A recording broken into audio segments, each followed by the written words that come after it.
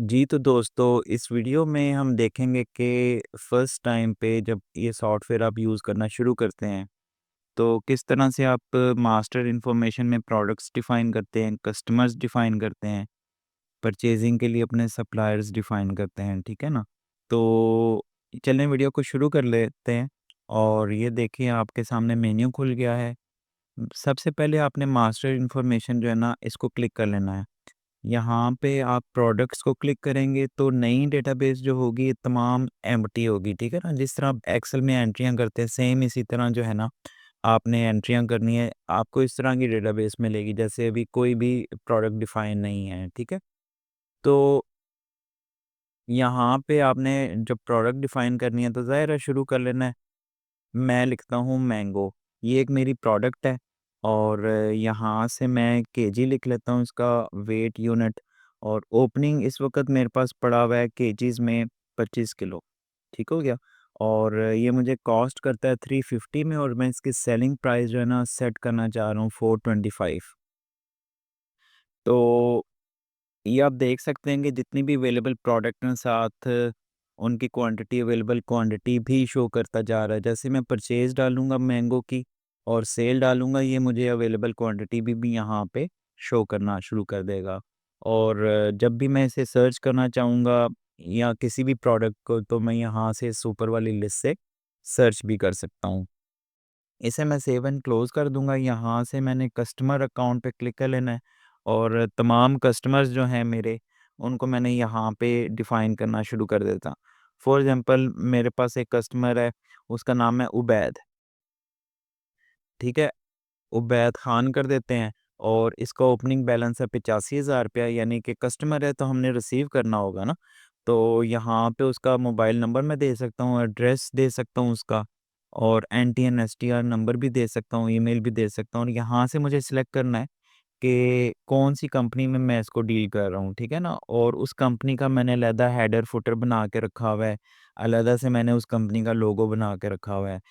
Meaning to से कि जब मैं इस कस्टमर की स्टेटमेंट प्रिंट करूँगा सिस्टम से, तो ये देखेगा सिस्टम के ये कस्टमर किस कंपनी से लिंक है और लेजर में उसी कंपनी का लोगो और हेडर मुझे प्रिंट कर देगा। यानी कि जब मैं इस कस्टमर का लेजर प्रिंट करूँगा, तो मुझे उस कंपनी का लोगो और हेडर प्रिंट कर देगा। कस्टमर भी डिफ़ाइन हो गया, सप्लायर भी बिल्कुल इसी तरह से मैंने डिफ़ाइन कर लेना है। जैसे मैं ऊपर सर्च करता हूँ, मेरे पास शॉर्ट लिस्टेड हो जाते हैं और यहाँ से मैं कोई नया सप्लायर जो है ना, वो लिखना चाहूँगा तो मैं लिख सकता हूँ, ठीक है? तो सेव एंड क्लोज़ कर देने के बाद मैं जो है बैंक अकाउंट्स को डिफ़ाइन करूँगा, जितने मेरे बैंक अकाउंट्स हैं, वो भी ज़रूरी हैं, ठीक है? और बहुत आसान सा तरीका है इनको डिफ़ाइन करने का और मेरे हमें ऑल ओके है। वापस होम पेज पे आने के बाद मैं एक परचेज़ ऑर्डर डालूँगा और परचेज़ सॉरी यहाँ से न्यू परचेज़ ऑर्डर डालूँगा और यहाँ से मैं ले लूँगा उबैद नहीं सॉरी यहाँ से मैं सप्लायर सेलेक्ट करना है ना लाला जी सेलेक्ट कर लूँगा और इसके बाद मैं मैंगो सेलेक्ट कर लेता हूँ इससे जी मैंगो लिए 350 चूँकि मैंने कॉस्ट प्राइस डाली थी तो इस दफ़ा मुझे 350 के नहीं 345 के पड़ गए।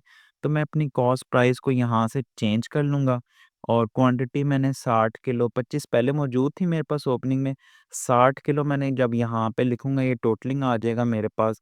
जैसे ही मैं टैब प्रेस करूँगा तो ऊपर प्रोडक्ट में 1 आ जाएगा और ग्रैंड टोटल में इस तरह चलना शुरू हो जाएगा। इस तरह मैं एप्पल की भी सेट कर सकता हूँ। मैंने 20 की क्वांटिटी में एप्पल भी से खरीद लिए। तो 2 प्रोडक्ट्स हो गई, ठीक है? ये मेरी एंट्री हो गई परचेज़ की। मेरा स्टॉक भी अपडेट हो जाएगा कि इतने 60 जो यूनिट हैं मैंगो के वो भी अपडेट हो जाएँगे, प्लस कर जाएँगे स्टॉक में, ठीक है? और 345 जैसे ही मैं सेव एंड क्लोज़ करूँगा तो मैंगो की जो कॉस्ट है, जो लास्ट परचेज़ जिस प्राइस पे मैंने किया वो भी अपडेट हो जाएगी उधर, ठीक है? जैसे ही मैं सेव करूँगा तो प्रोडक्ट कॉस्ट अपडेटेड सक्सेसफुली।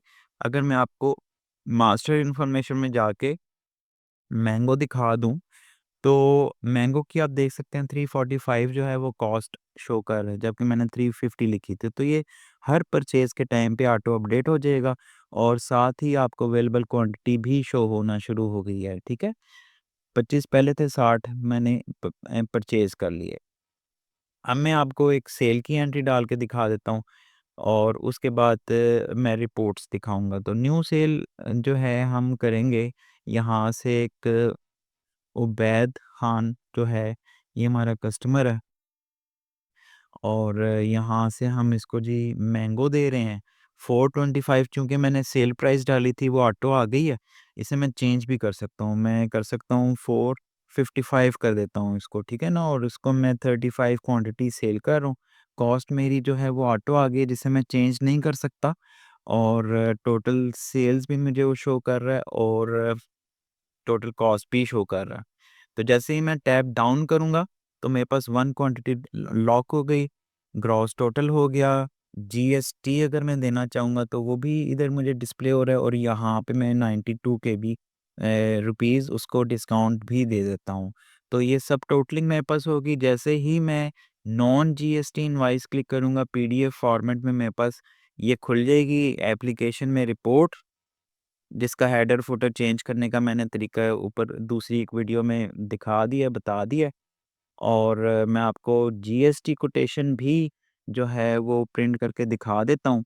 ये मेरी जीएसटी कोटेशन है 18% के हिसाब से, आप देख सकते हैं जीएसटी 18% की ये अमाउंट आ रही है, ठीक है ना? और सब टोटल और डिस्काउंट के बाद जीएसटी भी इसमें ऐड हो रहा है, 92 रुपीज़ मैंने डिस्काउंट भी दे दिया, ये उसका जो है वो टोटल निकल के आ रहा है, ठीक है ना? इसी तरह अगर आप अपनी सेल इनवॉइस में जो है अपनी मर्ज़ी का कोई रेफ़रेंस नंबर देना चाहते हैं, पीओ रेफ़रेंस नंबर, तो वो भी आप यहाँ पे ऐड कर सकते हैं।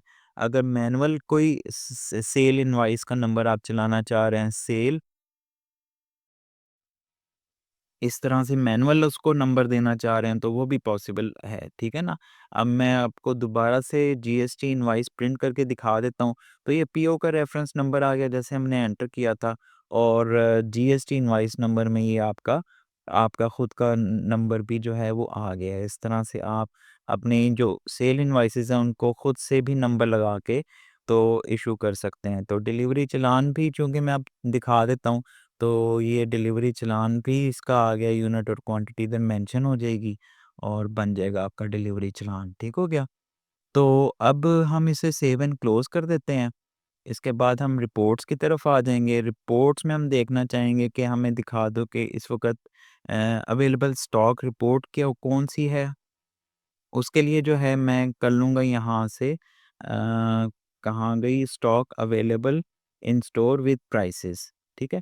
तो ये आप देख सकते हैं यहाँ पे मैंगो ले लेते हैं। मैंगो जो है 25 की क्वांटिटी थी ओपनिंग, ठीक हो गया? परचेज़ 60 की कर दी, सेल 35 की कर दी। तो अवेलेबल क्वांटिटी जो है ना अब मेरे पास 50 रह गई है, जिसकी कॉस्ट ये थी और कॉस्ट की वैल्यू जो है ना स्टॉक उसमें जो मेरे पास पड़ी हुई है, ये मैंगो 17,000 के तकरीबन मेरे पास मैंगो पड़े हुए हैं और अगर मैं उनको सेल करूँ तो वो 21,000 समथिंग के बनते हैं, ठीक है ना? और जो स्टॉक में माल पड़ा है अगर वो मैं सेल कर दूँ तो मुझे 4,000 का प्रॉफ़िट एक्सपेक्टेड है। तो इस तरह से ये आप मुख्तलिफ़ किस्म की रिपोर्टें देख सकते हैं। यहाँ पे सिर्फ़ क्वांटिटी में शो कर देगा मुझे मैंगो, वो डिटेल प्राइसिंग के साथ थी और ये जो है ना मुझे शो कर देगा अवेलेबल क्वांटिटी।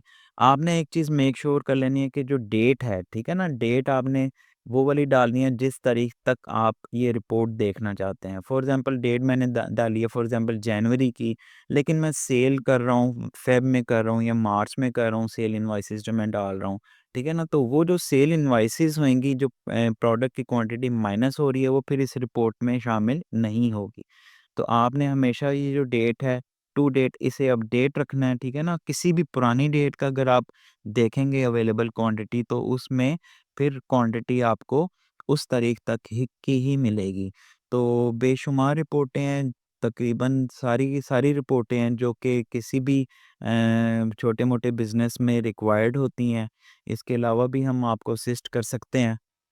यहाँ से अगर मैं मैंगो सेलेक्ट करता हूँ, प्रोडक्ट लेजर देखता हूँ विद प्राइस, तो ये भी आप देख सकते हैं कि सेल परचेज़ कितने की, यानी कि एक प्रोडक्ट की क्या जा रही है सेल परचेज़, उसकी ओपनिंग क्या थी, सेल परचेज़ क्या थी, अवेलेबल जो है उसका क्या एंडिंग बैलेंस रह रहा है, ये प्राइस के साथ हो गई, ठीक है ना? और यहाँ से अगर हम क्वांटिटी के हिसाब से करें तो सिर्फ यही रिपोर्ट जो प्रोडक्ट लेजर की है, ये हमें क्वांटिटी के हिसाब से इधर मेंशन हो जाएगी। ओपनिंग 25 थी, क्लोजिंग 50 है। तो आई थिंक ये तमाम रिपोर्टें आपको इधर मिल जाएंगी। बड़ी इजी सी रिपोर्टें हैं और इनके नाम से ही आपको पता लग जाएगा कि रिपोर्टिंग कैसे ही इस्तेमाल करनी है। तो बड़ा हैंडी सा, बड़ा इजी सा सिस्टम है। और साथ में इसी वीडियो के ऐड ऑन में मैं आपको दिखा देता हूँ, बता देता हूँ कि भाई आपने अगर कैश सेल इनवाइस डालनी है तो उसका क्या तरीका है। कैश सेल इनवाइस जो है हमारी जो है वो उन भाइयों के लिए जो कस्टमर नेम का लेजर नहीं बनाना चाहते, ठीक है ना? वो जनरल कस्टमर नेम लिख देते हैं जमाल खान, ठीक है ना? उसका कॉन्टैक्ट नंबर यहाँ पे डाल दिया, उसका एड्रेस यहाँ पे डाल दिया, ठीक है ना? कमेंट्स में कुछ लिखना दे दिया और फॉर एग्ज़ाम्पल यहाँ से उसको मैंगो सेल कर दिए, 10 किलो उसको मैंगो सेल कर दिए। तो ये थी सेल इनवॉइस जो कि एक जनरल सेल इनवॉइस है जहाँ पे कस्टमर नेम जो है उसका लेजर नहीं चलता, यानी कस्टमर का लेजर नहीं चलता, ये आपकी कैश सेल है। आप यहाँ पे अपना कैश अकाउंट भी सिलेक्ट कर सकते हैं कि भाई ये जो पेमेंट है आपने इस बैंक में वसूल कर ली है, ठीक हो गया। तो इस सेल इनवॉइस में भी जो आप प्रोडक्ट्स यूज़ करेंगे उनकी भी क्वांटिटी स्टॉक में से माइनस हो जाएगी और सिस्टम जो है ना अपडेटेड स्टॉक रिपोर्ट्स आपको प्रोवाइड कर देगा। किसी भी सेल इनवॉइस को या क्रेडिट इनवॉइस को अगर आपने सर्च करना है, बहुत ही ईज़ी सा तरीका है। अब मैं अगर मुराद खान लिख के सर्च करता हूँ तो तमाम इनवॉइसेस मुराद खान की मुझे मिल जाएँगी। और अगर मैं किसी कस्टमर के फ़ोन नंबर से सर्च करता हूँ, तो उस कस्टमर की तमाम इनवॉइसेस मुझे मिल जाएँगी, ठीक है ना?